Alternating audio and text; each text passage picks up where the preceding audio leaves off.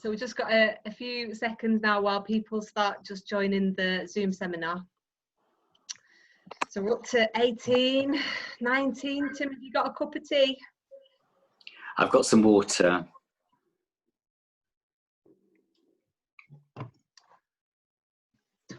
Right. Oh, it's going up fast. This is my most exciting bit as the numbers start coming through. We're at 20, 29 now, 31. Wow. I'll give it another minute and then we'll get started. Hello, everyone. Hope you're well. It's raining in Salford. Don't know about you guys. Sunshine. Where are you, Stephen? Where have you got your sunshine? In Darwin, near Blackburn. Oh. But there are clouds on the way, you can see them. We're sending it over from Salford, it's coming your way. Brace yourself.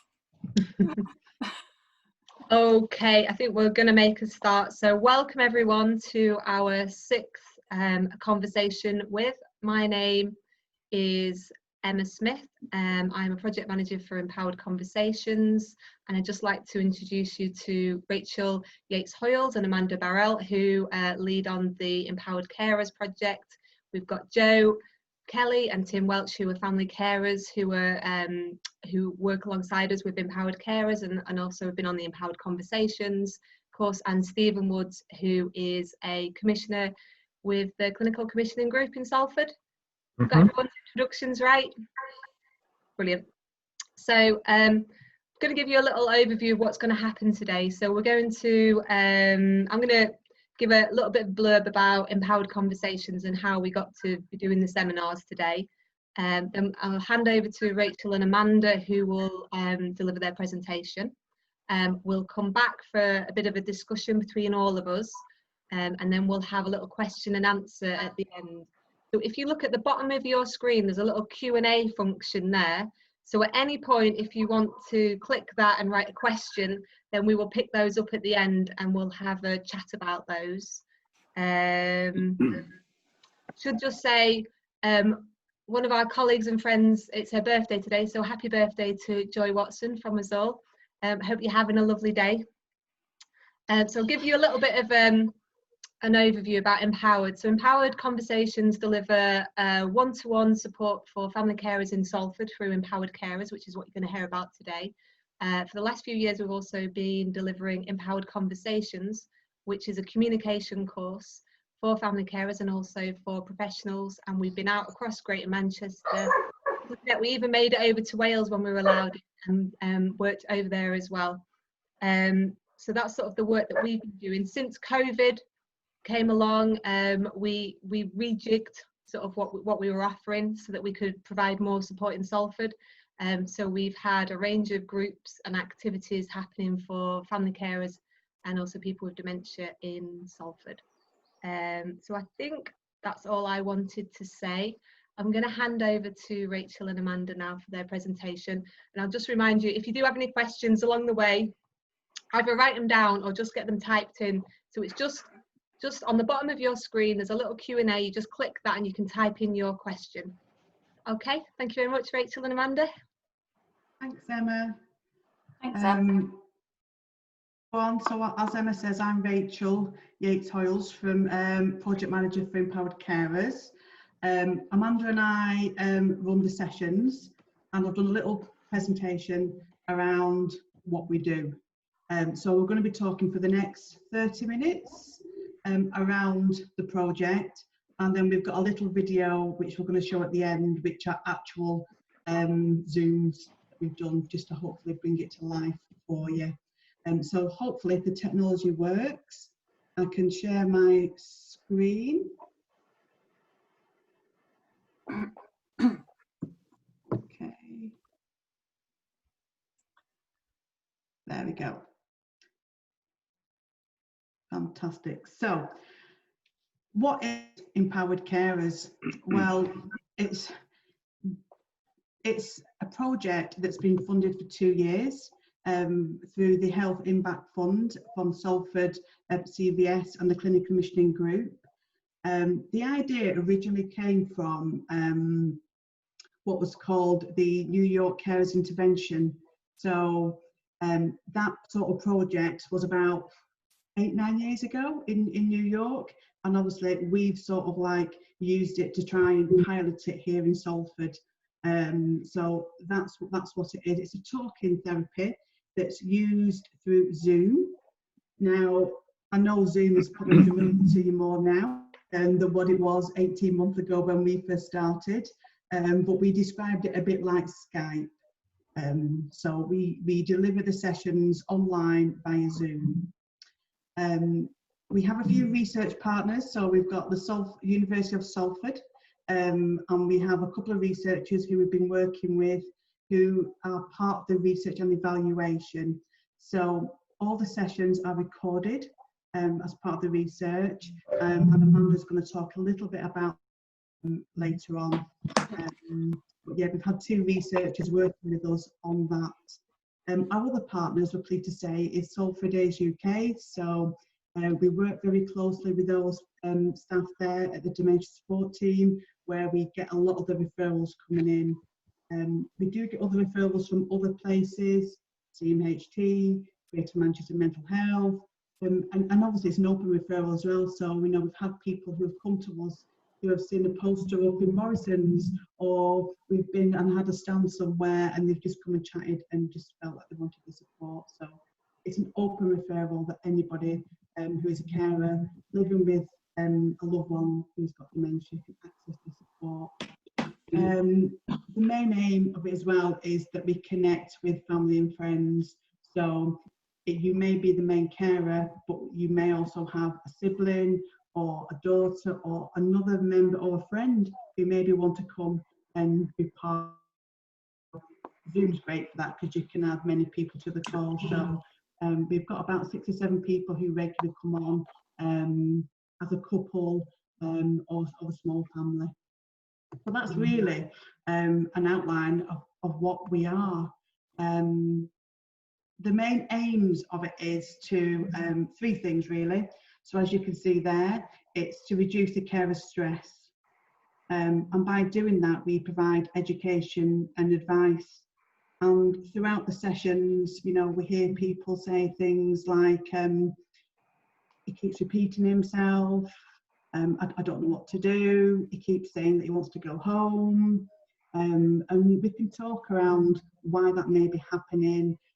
We can talk about the brain functions, some of the signs and symptoms, challenges. Quite a lot of the theme that comes through from the carer's stress is around the person they're caring for, is around their distress behaviours. So we get a lot of people, that's their main challenge, and we do talk about that a lot. But some of the things other things we do talk about as well within the sessions are practical things like incontinence, oral health, nutrition, weight, all sorts of things. So that is one element of what we talk about in the sessions. The other way we try and reduce the carer stress is obviously to, you know, help carers seek support from other people, whether that be their family or a wider circle of support or other organisations, whether it be a group in the community. I think we're very lucky in Salford. We have quite a few groups, and you know, we all work together to do that. But sometimes the carer is you know, they feel that they don't need it at that time. So we do encourage, you know, carers to accept help wherever they can. And the other aim is to increase well-being and build up on their coping strategies to help with the resilience. So throughout all the sessions, obviously Amanda and I come from a coaching, counselling background, so we know we're asking certain questions within them sessions that might help people just stop and pause and think about, oh, and sometimes we hear questions like, oh, that's a hard one, oh, I can't think at this moment. So it provides that space to do that. And when carers are busy, it's this time for them to do that. We also talk about problem solving, you know, learn to identify certain problems, what the triggers may be for that, what is the impact that it is having on the carer and the wider circle of support. So we talk a lot about that as well. The other main aim is to reduce hospital and crisis care, and building the connections is one way of doing that. Throughout nearly enough every session that we've run, and we've run 413 sessions over the 18 months, it's to encourage people and carers to look after themselves. We hear a lot about carers saying, well, if he's okay, I'm okay, and you know, there's worse people off than me, but we're coping, we're doing okay. And sometimes we reword that word self-care to mean something else, you know, being kind to yourself. Self-compassion is something that we talk about a lot, and we really go into detail about what it is. And you know, we generally end our sessions on something that the carer is going to think about or do. We be kind to themselves. So that's generally what the session would generally entail. Then we don't have sessions that are like session 1, session 2, session 3. You know, every carer and every situation is different.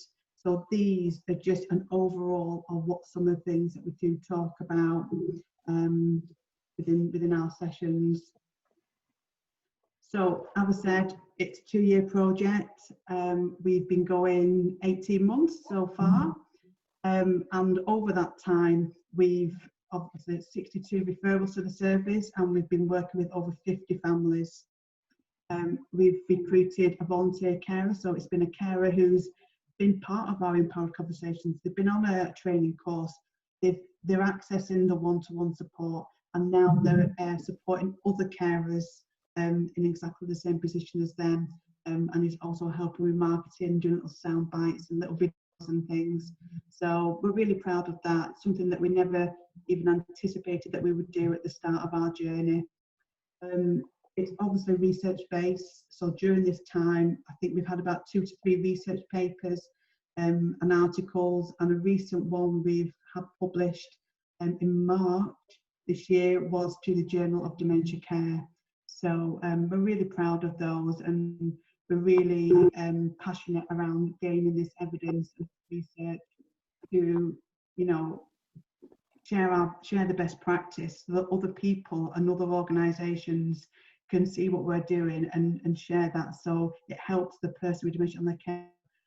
That's our main aim. The other research we've had is been looking at body language, and so within the sessions looking at different smiles, different frowns, so that's been interesting to look at that as well.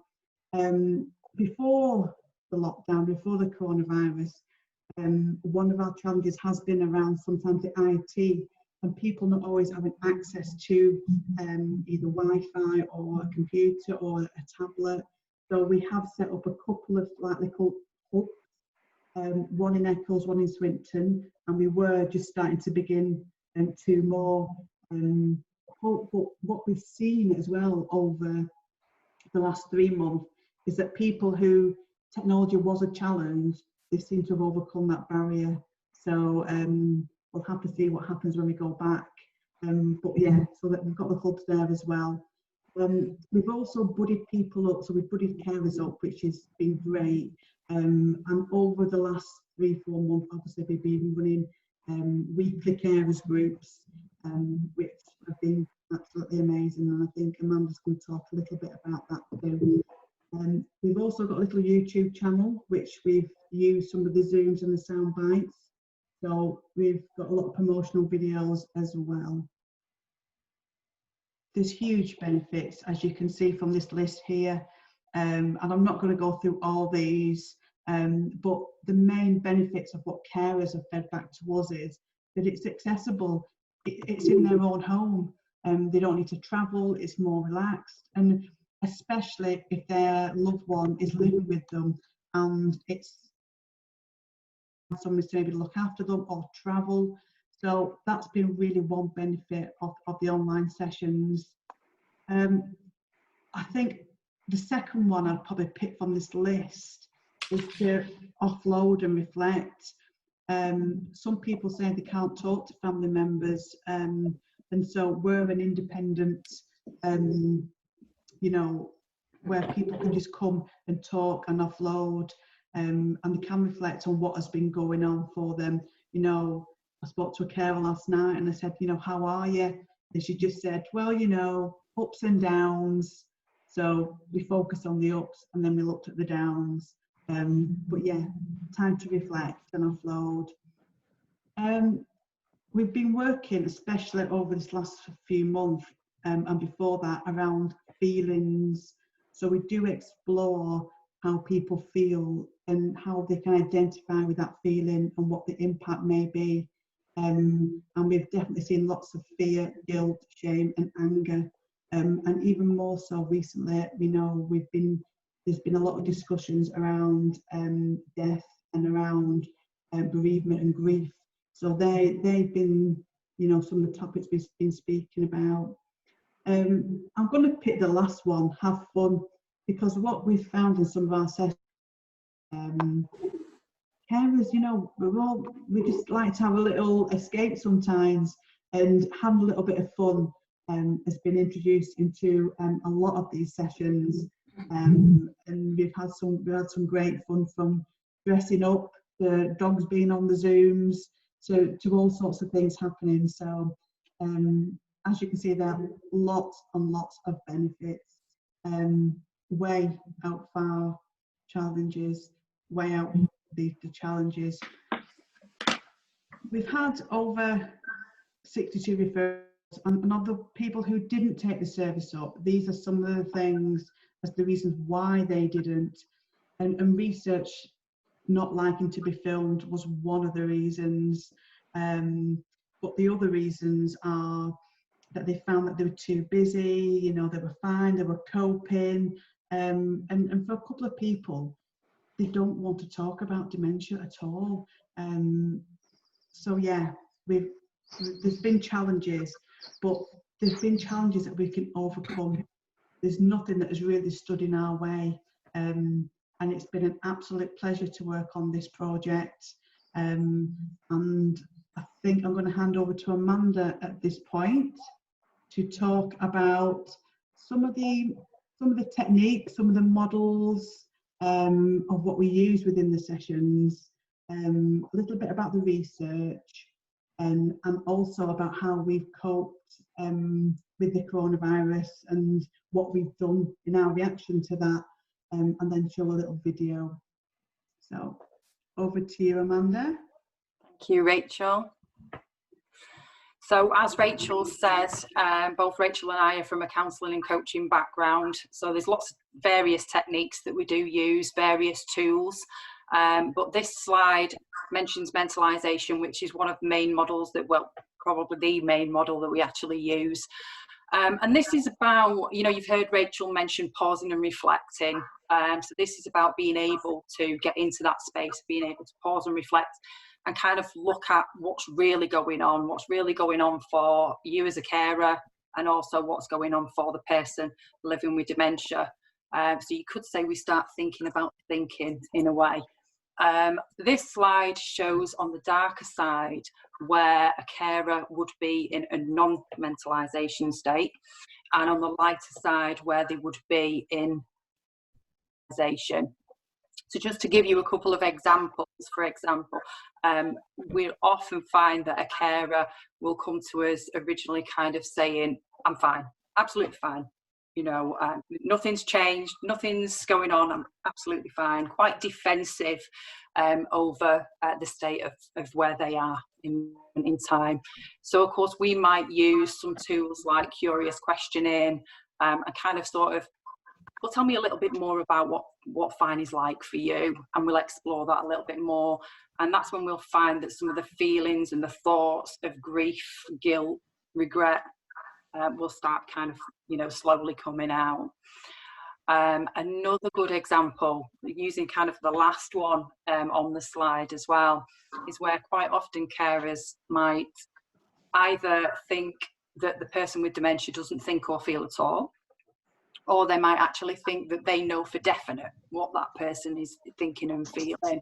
So just an example of one would be around sort of some behaviour. So for example, if there was a gentleman named Bob, that's not his real name, but gentleman named Bob, climb all over the furniture, tap at the pipes and things like that. So, you know, you'd speak to the carer about that. So tell me a little bit more about what might be going on for Bob. So, well, actually he's doing it deliberately. So he's playing me up. Bob's doing this deliberately because I won't let him out. You know, so then we'll explore that a little bit more, and we might use empathy maps. So tell me a little bit more about what Bob might be thinking, seeing, feeling. And again, that might kind of help the carer then think, well, oh, well, he was a plumber. He's checking the pipes. He's working. He's down on the ground because he's working, or he's up because he's working. And he might not be, but it gets people sort of thinking about what might be going on for that person living with dementia and trying to think about things in a different way. Ready when you are, Rachel? Okay, I'm sorry. So just talking a little bit about the research. Obviously, Rachel's mentioned the research. The research comes into three main strands. The first strand is made up of the questionnaires that we ask. So we use the family carer burden scale and the geriatric depression scale. It says on the slide that the carers complete these surveys at the start, the middle, at the end. I just want to stress that there is kind of no end. We don't leave people there, and the service kind of carries on. But there is certain elements where we'll notice that there's been a shift, and we might ask those questions at that particular point. The depression scale is a really good one in regards to actually getting people to start thinking about what it might be like for the person living with dementia, because we would ask specific questions and then ask the carer to answer what, on behalf of the person living with dementia, what they might actually say and what they might think. And it's a really good way of exploring and getting people to think of what it might be like for that person with dementia. The research is currently ongoing because we are only 18 months through, but so far we've got 18 carers that have completed all three questionnaires. We've got quite a few that are up to the second one and so on. And as it says on the slide, the early indications are showing that our sessions can reduce stress that's associated with communication, isolation and so on. And the second phase of research is about the analysis of the recording. So as we say, all the sessions are recorded. And this we look at the themes that might be most significant to carers. So there's been 5 main themes that have come out so far. There's more themes since COVID, but I'll touch on that later. So just picking out a couple, the role of the carer. Quite often we will find that carers will say, well, it's my wife, it's my husband, it's my mum, I just do this, I'm not a carer. So it's kind of like about then exploring, not explaining, we don't do that, exploring that role of a carer and how the role might have shifted and what that might mean and entail for that person as well. Rachel's spoken about family tensions. So again, quite often we do find there is family tensions. A lot of the time there might be lots of siblings. Quite often we find that there's one person, one main carer within that group of siblings that might have taken on the main caring role. And then we find siblings that from outside of that caring role might kind of almost dictate or, you know, say, well, you should be doing this with mum, you should be doing that with mum. And that can really put some strain on the relationships with the siblings. And as Rachel said, sometimes we do get family members where we can kind of connect and reconcile some of these relationships. And it's been really good in regards to the carers where there's, you know, partners as well, where they've been able to get on the Zooms and talk about their stresses, strains, feelings, and so on, and just reconnecting those families. It's been really good to see those families be reconnected over this time as well. There's been research papers, as Rachel says, that have been published so far, the most recent one in the Journal of Dementia Care. And again, this is ongoing research. The third strand of it is the in-depth analysis of the interaction during the sessions using conversational analysis. The very, very detailed work. and it looks at how the sessions actually work. And again, this is currently ongoing. So how's COVID affected us? Okay, so it's been really, really interesting. It's been a really interesting time. There's been lots of positives, lots of negatives, and we noticed right from the beginning of almost even before the lockdown situation that themes started to emerge. As Rachel said, people are more likely to talk about death, dying and bereavement. But what we did notice was there was a lot of days where it was kind of even the thought of being locked down for 24/7 with a person with dementia was quite daunting in itself. We recognise needs as well. Some people noticed a decline over this period of time. Quite a lot of people actually noticed a decline, in fairness. You know, and so there was that lack of social interaction. They couldn't access the groups anymore. There was no face-to-face support. Stimulation, all those things have been kind of taken away overnight. So we noticed that there was a need, and we addressed that need as soon as we possibly could, almost immediately, by launching some of the groups, which I'll talk about again in a moment.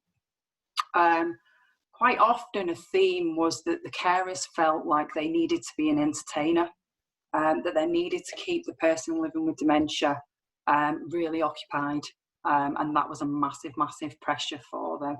But again, equally, there was a positive element of it, that some people found that, you know, as life, the pace of life had kind of slowed down. Some people found that they were more in tune with the person with dementia, more able to see things from their point of view.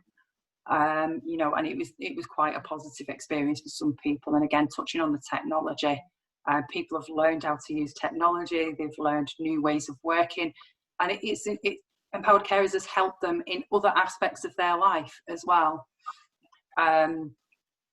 Another big one as well, we have a small cohort of people whose loved ones were actually in care, or for whatever reason they couldn't be with their loved one throughout this time.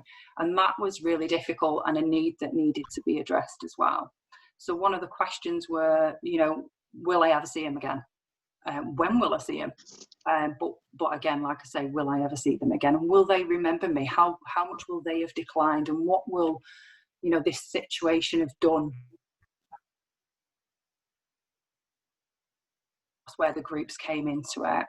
We noticed there was an increase in referrals due to the isolation, due to the stress. And those referrals came from two areas, really. One was from our referral partners, Age UK. And we thank them for their constant partnership and their support, but also as well from self-referral, which was really interesting. We've actually had carers talking to other carers, you know, and, you know, word of mouth. Also as well, there was another element, so people through bereavement. Unfortunately, we have experienced where we've lost some of our carers throughout this time. And as a result of that, we've then found that we've supported their children throughout this time of bereavement. So we've obviously then sort of tapped into our other skills of our counselling. And also that new role, taking on that new role of being the main carer and just being thrown into that situation and all the uncertainty around that. So going on to the online groups and some of the themes, the first groups that we launched addressing those key themes and the needs that we noticed was the Wednesday group that Rachel facilitates for people that are living at home with their loved one at this current time, and the Friday group that I facilitate for people that for whatever reason can't see the loved one, or their loved one is living in a care home. And we noticed that, you know, we kind of looked at themes originally, and we chose the first one of routine because we noticed that people needed that structure and routine. So we kind of looked at all things around routine and what that might entail, which led into the other themes like healthy eating and so on. And the carers have kind of, and the groups themselves have kind of, the themes have just developed over time. So this is just a little bit of well, I say a little bit, this is our schedule. So this is the schedule for last week, the escape to the summer. As you can see, it was Carers Week, so there's absolutely facilitated by our referral partner Yates UK as well. As you can see, there is something every single day, apart from weekends. So Monday to Friday, there's something going on all the time. And as I say, this is where some of our carers, they've renamed some of their days of the week Tech Friday, because they've got so much going on. They're now the cool grandmas, because they know far more about Zoom than any of the grandchildren and things like that, which that in itself has helped them reconnect with the families as well. Some people are saying that they're more connected now than they've ever been in that respect, which is great. Just some of the quotes, and I just want to touch on this quote actually. And there was one lady that had said, "This has been more help for me in the last 11, 12 weeks than I've had in 5 years." And that quote absolutely blew me away, because I kind of thought throughout this time of lockdown, well, you know, that this has been immense for her with it, you know, the support that she's had. So that was really great. And as you can see, there's so many more. And we'd be here all day if we went through all the quotes. It's just amazing, and it's been an absolute honour. It is an absolute honour to work on this project. It's absolutely amazing. Thank you, Amanda. I think we've got time for the video. If I can stop sharing that a while and share this screen. It would help, or it might be, see, it's going to be a different perspective from a carer, because of, I think sometimes you do feel sorry for yourself, and sometimes, and really I feel that it would be important to put the positives there, and I've only got to that now. Not mostly negative, because I'm not that person anyway, but definitely I've felt sorry for myself and been frustrated about it all.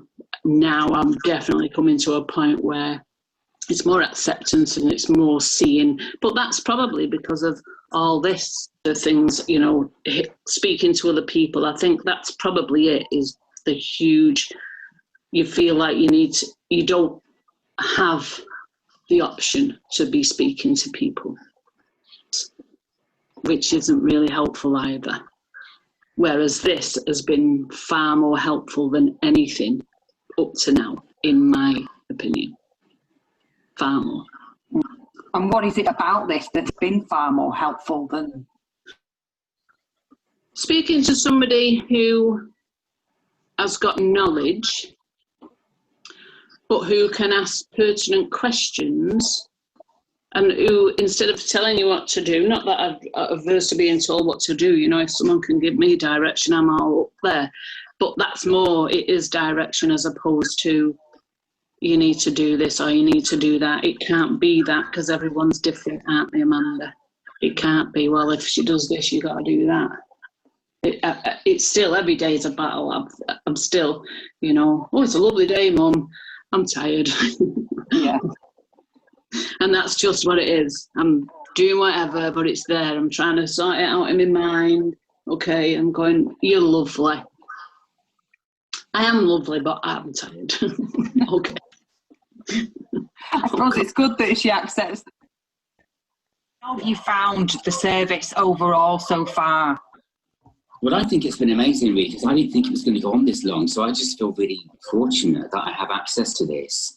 Especially, you know, but I think, well, you know, it's interesting when I think about it holistically, and like kind of like maybe in a like non kind of physical sort of way, but a more kind of emotional way. I do feel as though, you know, because I'm in this particular situation where I you know, in effect, I'm quite cut off, you know, from lots of people, and that's just the way that it is. I feel it's really great that I've got this, because it's something that I can access. It does make a difference to me, especially being somebody that hasn't got like a family around me or anything like that. So I find it, you know, really great to access this type of thing, but I think that I need it. But like I said before, it's a two-way thing. You know, something can be there, but it's about number one, making sure you access it, and then number two, accessing it in the correct way. So yeah, I think definitely it's been good for me.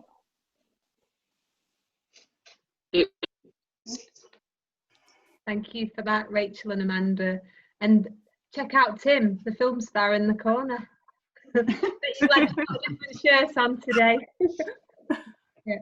So that was it's a really good overview of the project, and I think the film at the end really brings it to life and makes us understand sort of the difference it makes to the lives of those family carers that you guys are all supporting. So I'd be really interested from Joe and Tim's perspective. You talked about that time to pause and reflect, and I just would like to know from Joe, and maybe Joe first and then maybe Tim, just how that pause and reflect has been useful for them in their caring roles. Well, I first met Empower back in January, just before lockdown, I think. I met Rachel. Joe, he's frozen on that point. Everybody's frozen. All right, sorry. No, it's and you know, like people have been saying, without you, I don't know what we've done, and it's something to look forward to every day. And the one-to-one chats and our classes are fantastic. And anybody, and going back to a point Amanda said as well, anybody who says they're fine in this situation, I don't believe them, because it's not possible to be fine. Yeah, and what Empowered have done, especially during this lockdown, has been a godsend for me, to be honest with you. Yeah. What you'd like to add to that, Tim? I think for me it's been a real anchor and a real kind of safe space, and something very special for me. And I think that's never to be underestimated, because I think that's what you said about the self-care is so important when you're giving out to other people, and you can be giving out to other people sort of practically, emotionally, and I think it's so important to recognise that there will be a stress and a strain attached to that, and kind of own that, but to have a safe space where you can verbalise how you feel and really know that what you're saying is heard is absolutely amazing. And that's why I just feel it's been an absolute godsend. brilliant. Thank you, Tim. Thank you both. Stephen, did you want to come in with anything at this point? We've actually already started getting questions, which is very exciting. People they're on it this week. Last week, a little bit lazy, if I'm honest. This week, we've already got questions coming through. So anyone who's got a question, get them typed in now. But in the meantime, Stephen, any sort of reactions that you have from the film that you've just seen, the presentation, and listening to Joe and Tim? Apart from the little tear in the corner of my eye. Yes, I've just been writing down loads of some of those positive comments, both from the presentation and from what's just been said. Some key words I've written down. I've wrote down anchor, I've wrote down safe space, that notion of that feeling of being heard, all those sorts of things, and that thing around family support. So I suppose for some people they will have family support, but as Tim's just pointed out, some won't, and that's really resonated quite strongly with me. From a commissioning perspective, I mean, people won't be aware, we funded this out of our third sector pot, and it was funded out of the original 3-year block of that. So that was £1 million a year over 3 years. And we decided we'd make a chunk of that available for longer term projects to support them in almost taking some creativity and innovation and giving it more of a substantive block of money. And this was one of those first ones that we did. This one was 2 years, the other ones were 3 years, because this one started later than the others. The good news is we are continuing with that pot of money, £1 million a year, now for the next 5 years. So we've committed 5 million over the next few years. My concern is about how we sustain things which are clearly showing to be successful, because the fund isn't there to sustain projects, it's there to support bottom-up initiatives in the community. So we support the CVS as part of it. They administered it for us, but the biggest chunk, 75% of that grant, goes directly out to community groups. So my concern is about how we take the learning and how we feed this in to the system everything you've just described, because it's clearly working. In fact, it's gone above and beyond, I think, what we all expected, and how we find a way of sustaining it. What I'm really keen about is the potential for the model beyond dementia, and how we can perhaps use the model as well to look at expanding and extending this.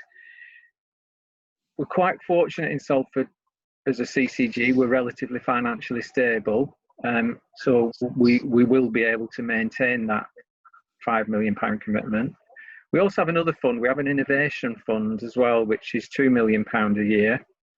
And there might be something there around whether there's something that we can build on with this that's around teching the model and using it innovatively in a different way. There might be an opportunity there as well, which is one of the things I've written down. As you know, we put a little bit of extra money in over COVID to support things, because it was clearly doing the right things. And then the only other thing is, and just wanted to mention, is we've allocated 50,000 over this next few months to support technology and to support access to technology. So if there are still ongoing issues around access, the CVS will be releasing information about a fund that organisations can bid into, and that's around supporting and reducing isolation and making sure people have got the technology to engage in different ways. So if there is an ongoing, we could probably support some of that through that fund. But for me, we need to find a way of sustaining it. Brilliant. We do. Thank you, Stephen. So we're going to move straight into Q&A, if that's okay with everybody. So we've got a comment from Penny saying, did you give people lessons and instructions about how to use Zoom, and how did you do that? You want me to answer that one? No, go on. We did give lessons. So out of our 50 carers, I'd say about 41 of them access online Zoom and were quite tech savvy. I mean, Joe and Tim are just two of them, you know, they know how to do it and just click on it, it's fine. But we do have some people who, you know, we started off on the telephone. You know, and with some of them carers, we're still on the telephone. And, you know, for one particular lady who we've been working with for the whole time, 18 months, she was like, no, not doing any of that thing. I've got an old laptop, but I'm not bothered going there. And over the months, we've gradually, just open that laptop bag. Let's have a dust off. Let's have see what we can do. And she's moved from that place to when she asked me last week, Rachel, can you show me how to send an invite to my family so I can set up my own Zoom? So it has been little baby steps for people. And yeah, we have spent time talking to people on the phone while they've got the laptop there of how to connect. Majority of people have, and I think this lockdown, a lot of people have moved faster than what they would have done before. So yeah, definitely. Yeah. I've got a similar lady as well to Rachel that originally started off on the phone, and she's now Zooming everyone. It's amazing. Yeah, so she's the one who's now the cool grandma that knows more about tech than a grandson. Yeah, and we also developed some guidance as well that we could email out and then actually go through that on the phone and on the Zooms as well. So yeah, we've taken our time out doing that. Penny just came back and said, did we have tech support? No, Penny, these guys were the tech support. So you're looking at the tech support team on the screen right now.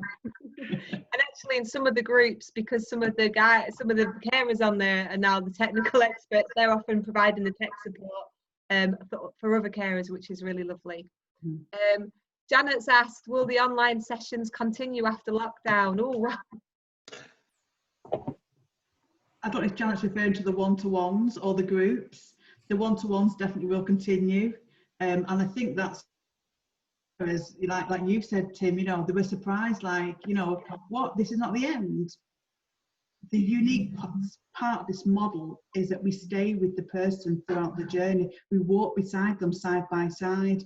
We don't close that door, because dementia is up and down. And, you know, and people find reassurance in knowing that we are there. So yeah, As for the groups, we hope to carry them on because it is a sustainable way of which our carers can continue to get the support. And although we are facilitating them groups, our main aim is to hopefully come back on that so these people can run these groups themselves. Which there's been a few times within our group, Joe, you know, it's come to the time and I've said, come on guys, it's time's up, and they're like, you know, and so a member of the group, so I can come out, is a sustainable way that these carers can still continue the support. Brilliant. Yeah. Thank you. Tom's asked, where can we access the research papers? I think there's some links in the presentation, but we've got links and we've got the actual research papers, so we can send them on.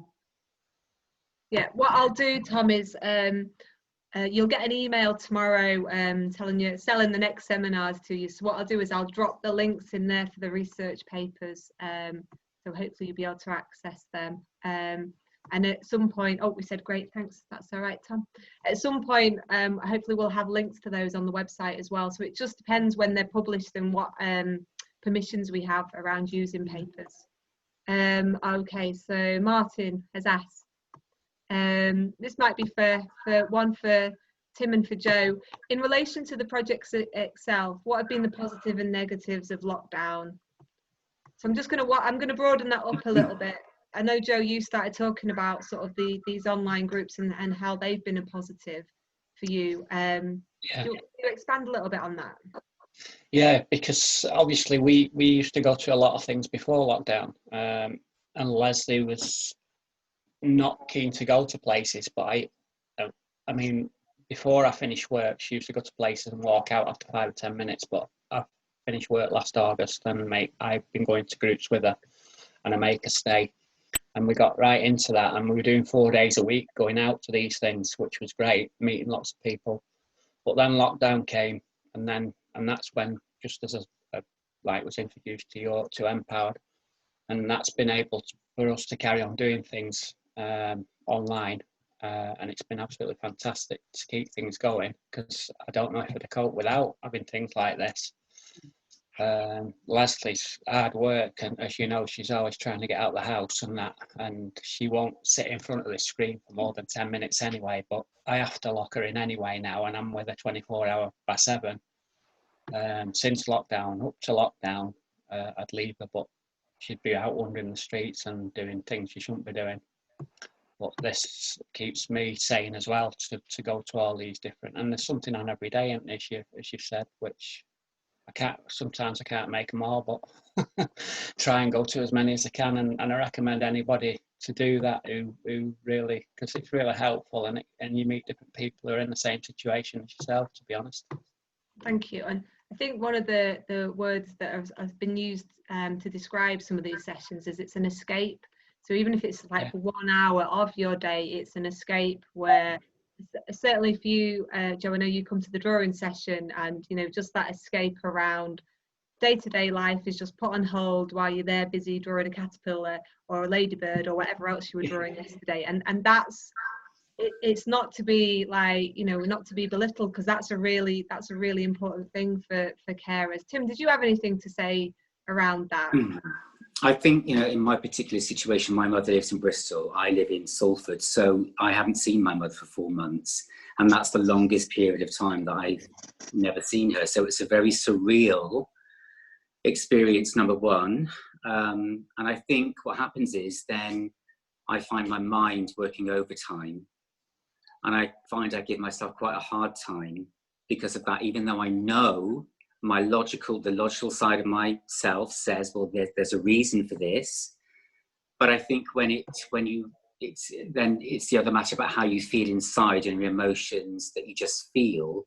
And I think that's why I think these sessions are so important to me, because it gives me an opportunity to actually verbalize all that stuff that's going on, you know, throughout the day, throughout the night. You know, you have weird dreams and all these things, because your mind's working overtime. So I think that's why, for me, it's a really good way of channeling all that kind of potential negativity. And I find it helps me to release it in a very safe space. And it's like we said before, it's not necessarily you need to be told what to do or what to think, but it just helps to have somebody confirm the types of things that I'm thinking and feeling, and that's never to be underestimated. So that's why it's just a very, very useful space and a very useful time. Thanks, Tim, and thank you, Joe. So Sarah and Hannah have asked sort of similar questions. So Sarah's asked, can you tell us a bit more about the research into non-verbal communication, which I know is one of our researchers worked on. And then Hannah's asked, would you mind telling me who's doing the conversational analysis work? So just a little bit more about the two researchers that have worked on the project, please. Yeah, so John Chatwin is one of the research, and he gives his apologies for not coming today. But John is looking at the conversational analyst, so he's looking at the actual detailed. So he's looking at the questions, the type of questions, and the word that we use, and how the carer may respond to that. It's very technical. I wouldn't want to talk a lot about it, but there is like a software thing that the conversations are put into. So they are looking at like pausing questions and things. The non-verbal research has been done by a gentleman called Mike, and he's looked at the particular Zooms from different points of people's journeys. So from when they first started with us, maybe 6 months and then 12 months. So he's looking at different things of the actual face and the body language. Brilliant, thank you. And so a bit of comment on what you said, Stephen, about sort of maybe sort of taking the model and seeing how it could be replicated in other fields. So Martin said, I have a close friend from Urmston who cares for his mother. She has a number of non-dementia related health issues, and I'm sure that should benefit from the support 6 Degrees provides. So it's interesting that the project may expand beyond the dementia field, and it's certainly something we've talked about over the years. It's just like the approach that we're using around supporting people is just applicable across areas. Hannah, lovely Hannah. Hannah, we've got a Dance Yourself Dizzy on Friday night, just putting that out. Hannah, so to the carers, so without empowered carers, where would you have access support, and what makes this successful for you? Start with Tim, maybe. I know that in my mum's area, I did access some support from that area in Bristol. There's an organisation called the Dementia Wellbeing Service. And when my mum was first diagnosed with dementia, they were very, very helpful. They came to the house. My dad was alive then. And so as a family, we were able to access lots of practical help, actually. And that was invaluable at that particular time. But then as you move forward, they kind of have to kind of draw a line under what they can provide. And also because I'm up here, I just felt it made more sense to access something that's a bit closer to where I am. And that was really, it was just, I say it's coincidental, but I'm a great believer in things happening at the right time. And it was actually through Facebook that the Empowered Conversations course that was at the Emmanuel Church. And that was just that my dad had only died, I think, about 10 days. And that was, so I was dealing with that. And then obviously dealing with the ongoing situation with my mother's developing dementia. So it was definitely the right time for me. So as that service that I accessed in Bristol kind of finished, this started. So in a way, I was very, very fortunate because it was actually quite seamless for me. And so I'll always be grateful for that. Thanks, Tim. And Joe, I know that you get support from Age UK Salford as well, from Dementia Support Services, but could you, Yes. So it says, without empowered carers, where would you have access support? So can you come back on that one, please? Yes, same as Tim, it came in at the right time for me, but we did, like I said before, we used to go out 4 days a week. Salford's absolutely fantastic for dementia facilities, really. We went to a place called Start for an art class. Before that, Leslie used to also go there for a singing class. We used to do the Age UK groups as well, and the afternoon teas and things like that. But obviously that all finished as we just got introduced to yourself right at the right time, and you put lots of things on every day. Age UK didn't do things at the start of the lockdown. They since started doing things. So there's a lot going on from both groups to keep us occupied, and there's something every day of the week to keep us. I mean, I do 3 or 4 calls a day now. I can fit it all in, to be honest. I'm sure that'll be a future seminar. How many Zooms should we do in one day? Emma's asked, is there a set length to the programme for carers, or once they join, is it ongoing until they don't need or can't attend anymore? That's correct, yeah. So there is no set time. People can come and go as they want. As a rule, people generally reschedule. So they last between 30 minutes and 50 minutes, depending on the person and at the time. And obviously if we're doing a questionnaire or whatever, and we would never leave a carer in a state of mind that wouldn't be good for them after we ended that call as well, because we as facilitators have learned so much about online counselling and coaching as well. So yeah, the gen lasts around that time. But we've had some people who have gone like 6 months and then they've said, do you know what, I'm absolutely fine, and that's it. But yeah, we've had some carers, and every 2-3 weeks we just have a half an hour catch up of how things are, and they can increase or decrease as to whatever they want. Brilliant, thank you, Rachel. We've got 2 questions left. I've already opened the poll, so I think people have seen that pop up. So we've got a question from Kenna over at Gadams. She said, have you found that carers have been more open to engaging in online sessions than maybe a traditional group setting? Amanda, do you want to do that? Yeah, I'd say certainly. Yeah, certainly since lockdown, definitely. I mean, prior to that, yeah, definitely. A lot of the people are saying that it's a lot more accessible than any other service would have been, because they don't have to find someone to sit with the loved one or anything like that. They can access it within their own home. They don't have to go out to the service, because otherwise that would have been a problem. And again, I suppose that's why people are asking questions, because I know some of my carers have asked questions about the groups. Will these still be accessible going forward after COVID? Because actually even accessing the groups for some people is a lot more accessible online as well. So yeah, people have been quite favourable to it, and actually really willing to learn about how to use it as well, which has been great. I think one unique part of this model is as well that we have an approachable manner around us. We do not medicalise this in whatsoever.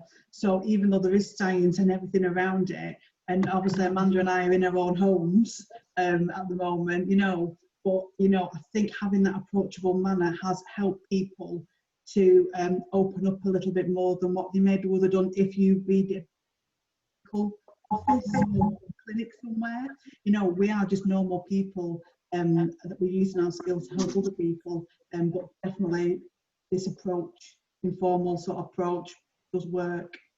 Brilliant. Stephen, I've got to apologise to you. Have you wanted to come in for a little while? Because I had the question and answers over mine and your picture, so I couldn't see you. So did you want to come back on anything, please? It was just interesting to hear Joe saying about the groups that he's linked in with, and I just wondered how much of that goes on. So we do fund an element of START, and we fund Singing Dementia, and we fund quite a few other projects. I'd just be keen to see how much you tie in with some of those other activities. START's totally had no dealings with START now since 23rd of March, or the week before, in fact. I've not had any dealings with them at all. And Age UK, like I say, I've kicked back in to started up recently. So occasionally some of the things clash with this, and a lot of the things they do, if you've seen the timetable that Rachel showed before, they do different times. So if I go to both sessions whenever I can with Age UK and with Empowered. START, no involvement at all with them since March. But I don't think they do this sort of thing online anyway, because Yeah, I appreciate it. I was meaning just out of interest about people just generally using other groups or other groups as well. It's really nice to hear that people have access to other groups. So. Yeah.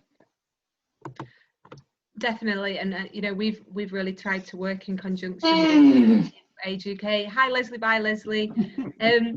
Was that staged? it was staged. That No, she's just got a a mind lovely of her own. time. That was. I've got goose pimples now. She's got a mind of her own. You don't even know the beginning of it. It's amazing. So I'm very conscious that we're 2 minutes over. I'm sorry, attendees and panelists. We've gone over 2 minutes, but we've had lots of questions and lots of discussion, and it's been brilliant. And I'd just like to say thank you to all of our attendees. So we have a mixture of people with dementia, family carers, professionals, academics.